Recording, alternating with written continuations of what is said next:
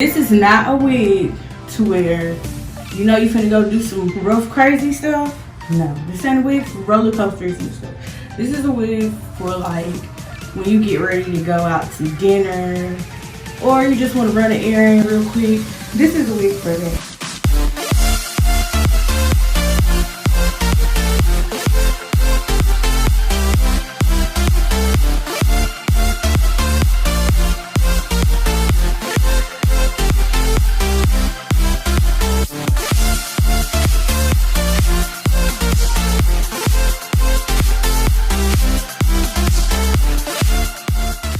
Today I have as you saw, the headband wig from Luvme Hair.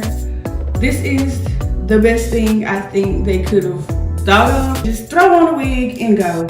And they really came out with something that was great for somebody like me. This is great for that. You just like, oh my God, I ain't got my hair done. This is great for that. The wig is really thick and pretty, and I love the highlights. I really like this wig. Some girls put them up here. I don't like that. I want some of my hair to show. So I want to move it back. So what you'll have to do is set your combs in first. That's usually what I do. And I think it would be better if you had braids in instead of just putting it in a ponytail.